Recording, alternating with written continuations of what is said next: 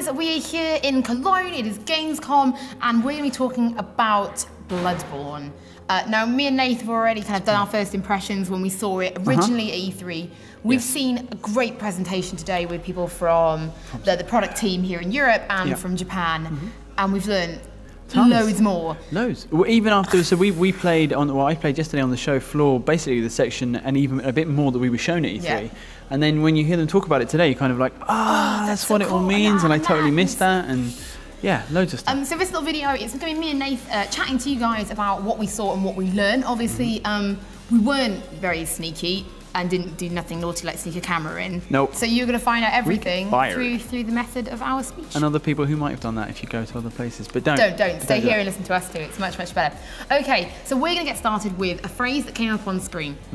Unique online concept. And then they said we're not talking about the online. Nothing about that today. So this is very much about the gameplay, what we've seen, and some of the beautiful evolutions in gameplay. And they've made some really, Souls fans will be able to tell you this. They might not sound big, but they are. Gameplay implications are huge. It's worth saying about the online stuff that the way they were talking about it suggested that it's more than just, because they have a fairly unique online proposition already, the Souls games, and it's not just that. It's something else. Don't know what it is yet, but yeah, I'm intrigued. As soon as we know, we'll tell you.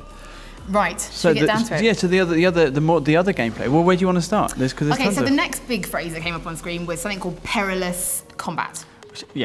Which is obvious, right? Because that's all in all of the Souls games forever. But what they want to do now is and we kind of mentioned it briefly in our roundup that we did this week. They're trying to draw people. They're trying to make it more perilous. They're trying to stop you from just being able to hide behind a shield. We think shields are actually gone from the game entirely, and so I haven't seen a single shield yet. So and you'd think by now they'd. One would have popped up somewhere, unless they're doing something different with them. I don't know. But they certainly what they do have are guns, and the way that guns change combat, they make combat much more offensive.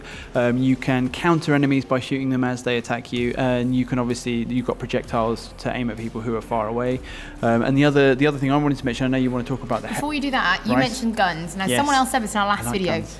Guns, because people think, oh, quick fire. No, it is you have to collect bullets throughout the world. They're called, ones we've seen like hunter bullets, weren't they? Yep. And it's a very slow wheel. It's a shoot from the hip to stagger, and then you can go in and combo. It is not a rapid fire. I've got a five round magnum. It's not suddenly like you're going to be going in and Think crossbow. Think pulling crossbow, switch to blade, and then going on in. It's that quicker and much smoother.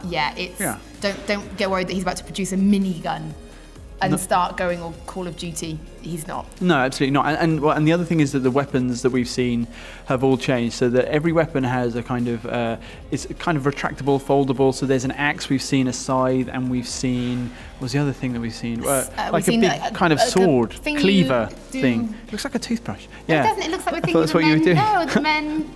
Shaving. Right, yeah, like a cutthroat razor. I don't shave. But so everyone, you might know in the Souls games that you have kind of two attack moves, single-handed moves.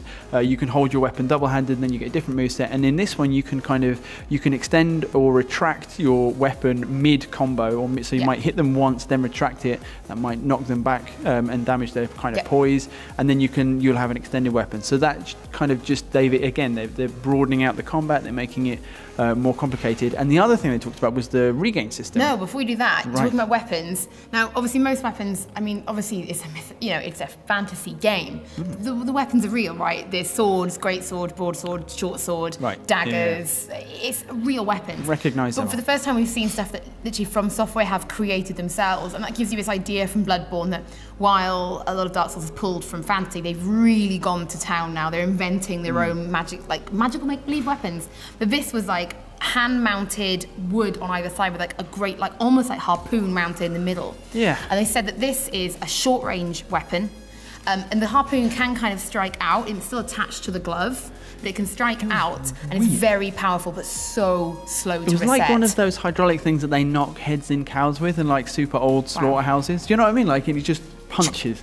It's very good. But looked like it was very hard to. They said it was definitely for advanced players. High risk. So they're really thinking of that. There's people that know their souls and stuff, and giving them something they haven't played before and experienced before, and they're doing that through this kind of make-believe weapon stuff. And I thought it looked really cool. But right, you've dropped the magic word now. Regain system. Regain system. Yeah, where now first of all, anyone who plays games has heard Regan before. And what does Regan mean to you? If you play Final Fantasy, Regan will maybe mean something to you. I've got no idea. you've lost me. I've never played Final Fantasy. That's the admission that you forced me to make. Where's Rob? Explain, what is it? So Regen is a magical, white magic, often used in, very famous in JRPGs, that restores your health. Okay. Because it does it over time. I thought he was saying regain, because it's like, I thought it was like, because in some fighting beat 'em ups that you make. I guess it sounds like that, a crossover. But Regen is white magic That's used, a particular and it's a small portion of health every few seconds. So, but this is another thing to, even when you're being battered, it is to encourage you to be offensive, because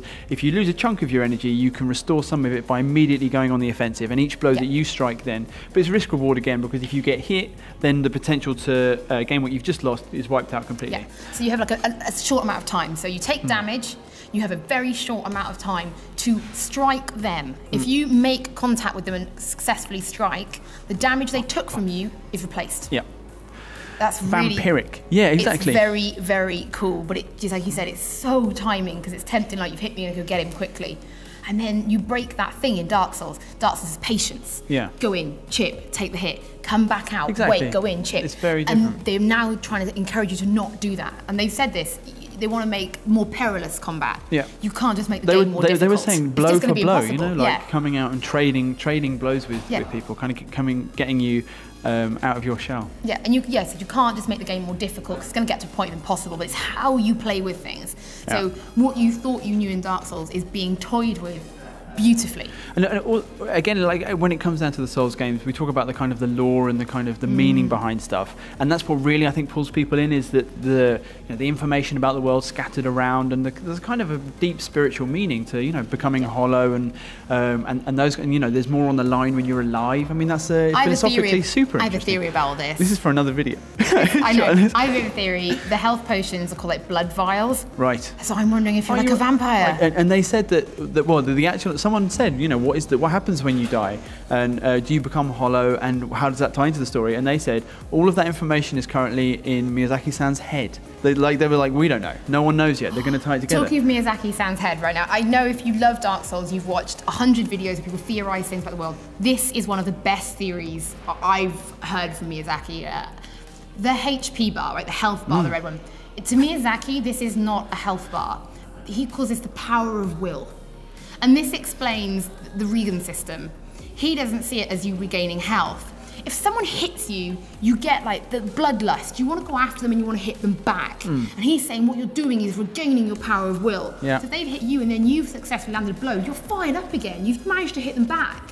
So you've got your power of will back. It's not being seen like a health bar. And I like it as well because it's so cool. I mean, it's a system which draws, well, it works with the lore. It draws people out of their kind of hiding behind a shield in combat.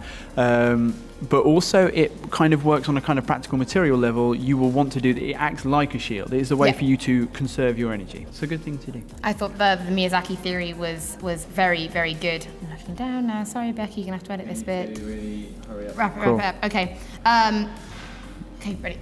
So then we finally saw a new bit, a bit that we haven't seen before. You might have seen a few seconds of it in the gameplay trailer. It's Hemwick's Grave Down. It looked amazing. It looked stunning. Now, when you started it, you opened these doors. Right now, in Dark Souls, I mean, the animation's good, but like when you're opening doors, there's no weight. Heft. Yeah. This was beautiful. The animation was stunning, and he's like barring this door, trying to get in. He finally gets in, and it's just this graveyard of these like twisted women with broken limbs, like squealing with cleavers. Looked incredible. Looked incredible, and this is what we learned about enemy weak spots. He's like, well, they're old ladies, right? So what are you going to do? He's like, you're going to roll into them. Yeah, as I always do with old ladies. Yeah, as you always do. That's going to hurt them because you've knocked their hips. Yeah, and then they stagger back. They stagger easy. And then that's when you get them. Their poise is weak. And I thought that was really cool, and that just shows like how clever they're getting with this battle system. How to beat up old women. But Hemwick's Grave Down was wonderfully dark and grim. It's the best way to describe it. The most exciting thing I think as well that's come out of Gamescom about Bloodborne is Jim Ryan said all the first party games they showed on stage yesterday are going to be with us within 6 months. So that means hopefully I will have this in my house within 6 months, which seems like a really important thing to add. It does, and that's actually what we're going to end on. Thank you so much. Obviously, you can imagine me and Nathan can probably do this for ages, but the camera cannot keep going. So we're going to end it here, and thank you so much for watching. We hope you're as excited for Bloodborne as we are, and that you don't think we're just slightly insane for fangirling and fanboying out of Bloodborne for the last 10 minutes. But stay tuned to our YouTube channel, because there's just absolutely loads more coming up.